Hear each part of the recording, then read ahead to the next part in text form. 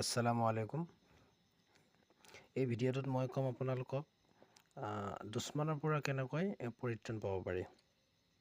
সম্পূৰ্ণ ইছলামিক এটা নুৰি আমল, যিসকলে নামাজৰ লগত জড়িত, 5 ওয়াক্ত নামাজ পঢ়ে, তেনে ব্যক্তিৰ কাৰণে খুব ফলপূৰ্বক এটা আমল কৰিব পাৰে।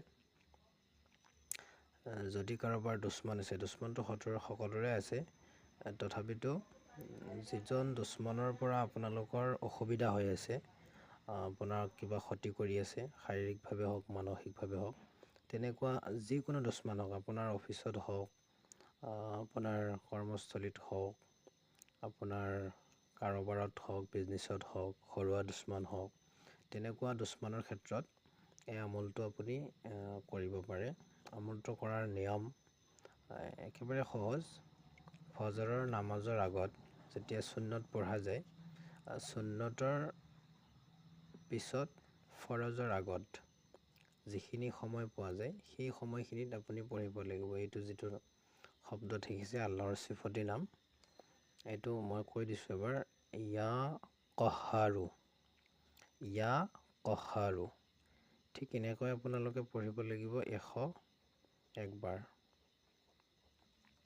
101 বাৰ পঢ়াৰ পিছত সেই দুশ্মনজনৰ খায়াল, দুশ্মন আপোনাৰ পুৰুষ হ'ব পাৰে, মহিলা হ'ব পাৰে, সেই দুশ্মনজনৰ তাছাৱুৰ আপোনাৰ মনত খায়ালত আনি এবাৰ ফুক মাৰি দিব যে মই দুশ্মনজনৰ প্ৰতি মই ফুক মাৰি দিছোঁ।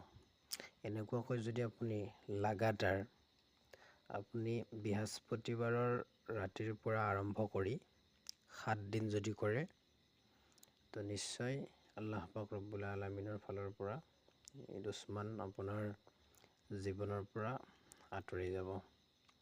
তো প্ৰথম কথা হৈছে, এই আমলটো কৰাৰ আপুনি আপোনাৰ যিটো বিশ্বাস, যিটো আপোনাৰ একচুই কল্ব বুলি কয়, আপোনাৰ মনটো অতি পৰিষ্কাৰ কৰি কোনো সন্দেহ ভাৱ নাৰাখি এই আমলটো কৰিব।